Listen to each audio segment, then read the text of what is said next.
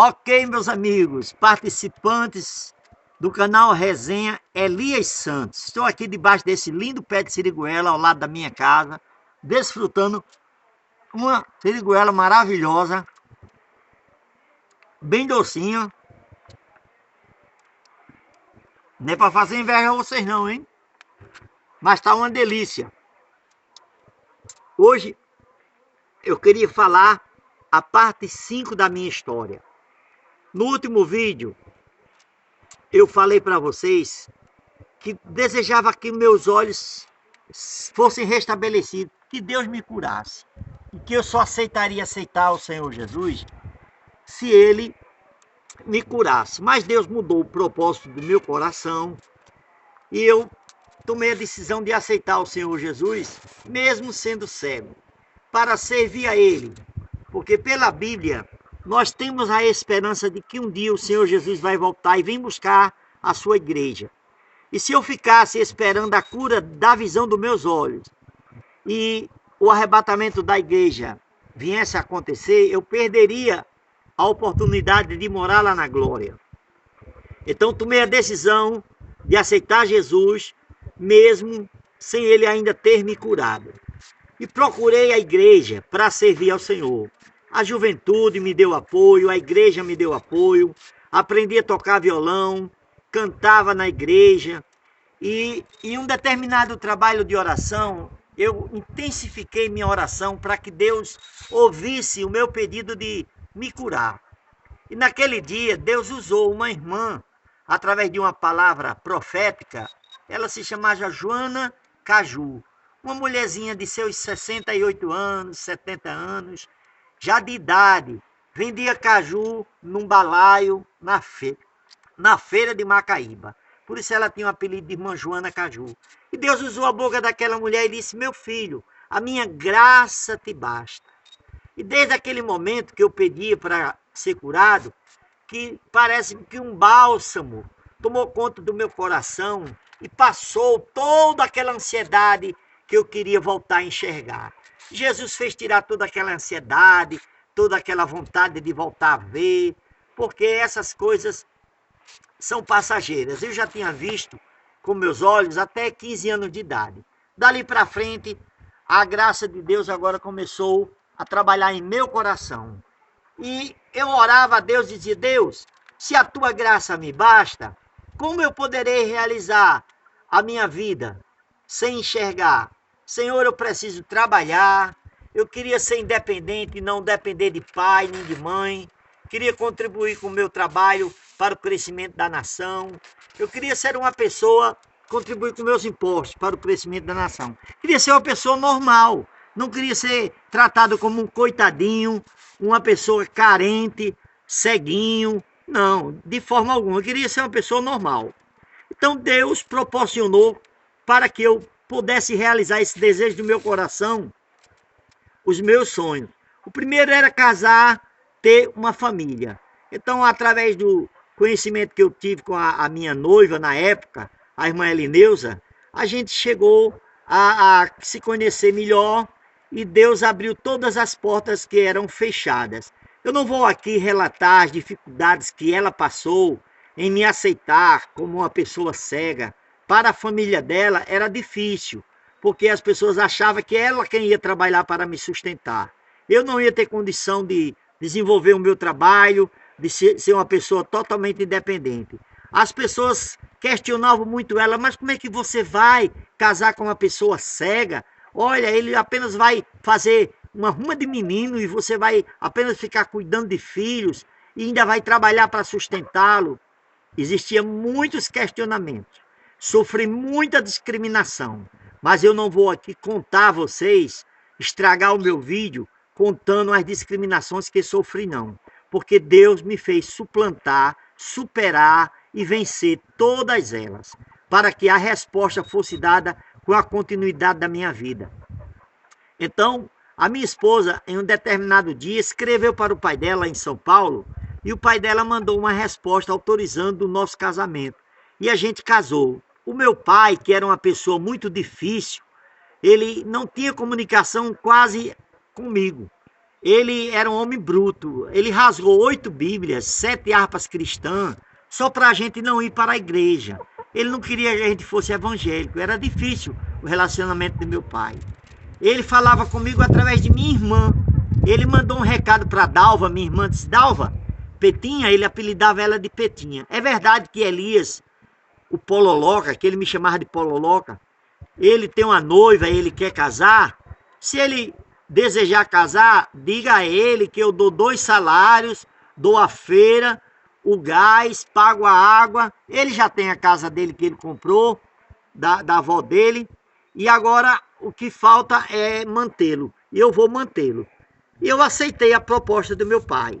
Não sabia eu que Deus tinha algo melhor reservado para mim, pois Deus tinha me falado através de um trabalho de ciclo de oração que ia aplanar os caminhos tortuosos, ia tirar as pedras e ia me dar vitória.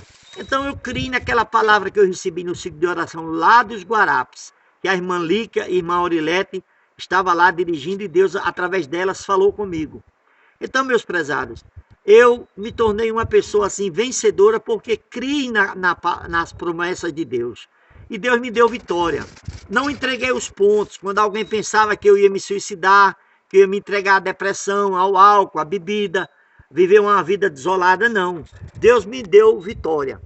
Através do meu pai, me dando condição de eu fazer o meu casamento. Então, meu pai deu condição da minha esposa comprar tudo quanto ela precisava.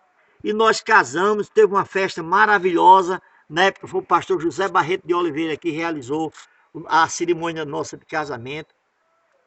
E depois que eu comecei a morar dentro da minha casa, uma casa que eu tinha adquirido com recursos próprios, com a ajuda do meu irmão Samuel e de minha mãe também, a casa a gente comprou de minha avó. Aí, com 3 meses de casado, eu tinha ido no SESI, Senai, Serviço Nacional da Indústria, fazer uma inscrição para emprego, porque eu queria trabalhar, eu não queria viver dependente de meu pai, para que as pessoas não dissessem que eu era uma pessoa totalmente dependente de pai e de mãe. Então, lá no Serviço Nacional da Indústria, o SESI Senai, eu fiz uma inscrição e eles me telefonaram, me convidando para participar de uma seletiva para ser funcionário da Embratel. Não era funcionário, era prestador de serviço. A Embratel, no ano de 1981, no mesmo ano que eu casei, implantou um sistema de PABX, onde a pessoa portadora de necessidades especiais poderia trabalhar operando aquele PABX. Foi uma mesa adaptada. Com a mão esquerda eu colocava em cima de um painel que tinha os relé, que subiam os pinos. Com a mão direita eu atendia as teclas, com o fone preso à cabeça, e atendia as ligações daquela empresa. Então, fui aprovado naquele emprego, no ano de 1981, no mês de novembro, 3 meses após o meu casamento.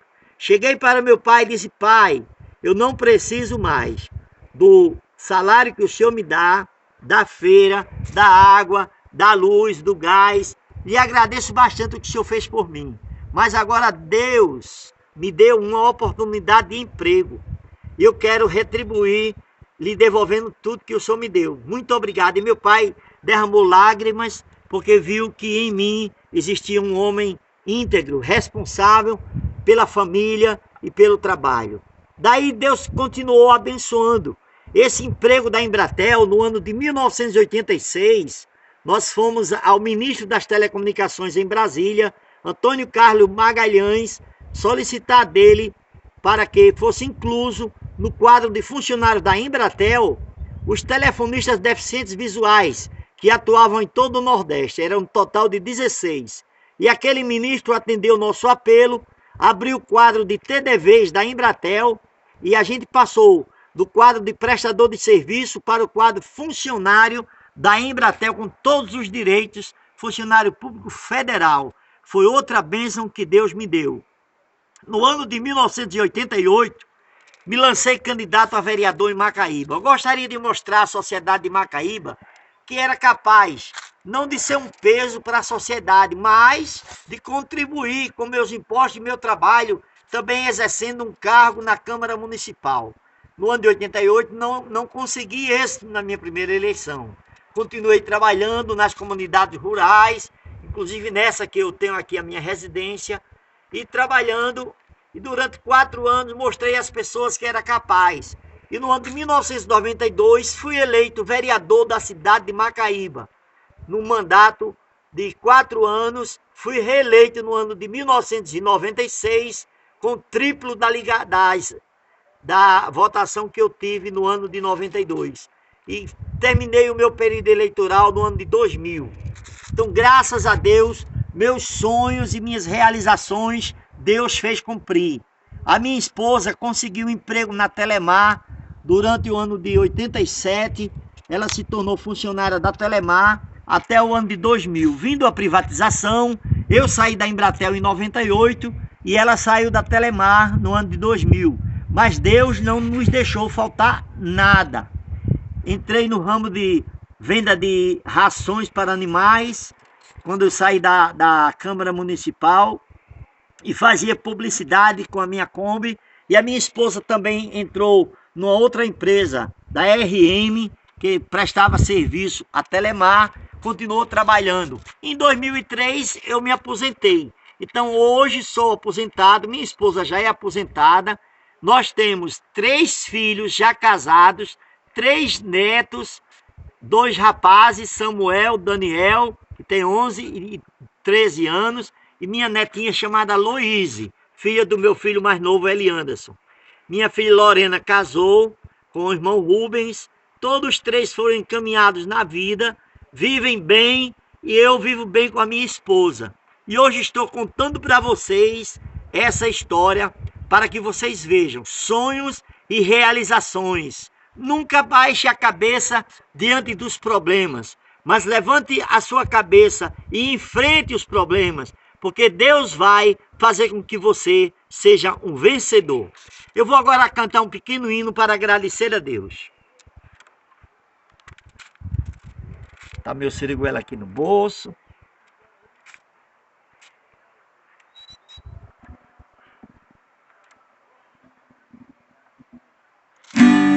Nunca esqueça, se inscreva no canal Resenha Elias Santos. Dá um cliquezinho lá no sininho. Compartilhe este vídeo. Para mim é muito importante.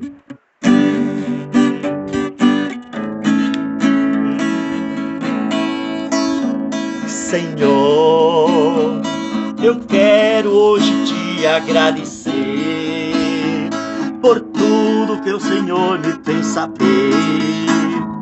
São coisas que eu nunca merecia. Senhor, aceite este humilde canção que sai de dentro do meu coração. Ofereço inteiramente para ti, Senhor. Senhor, com lágrimas saindo dos meus olhos, eu passo a pensar no que eu era e volto a pensar no que tu fez por mim.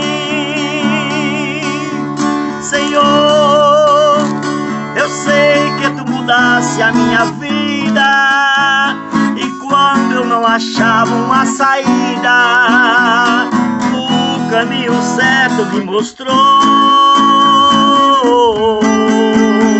Senhor, eu sei que tu mudaste a minha vida, e quando eu não achava uma saída, no caminho certo me mostrou.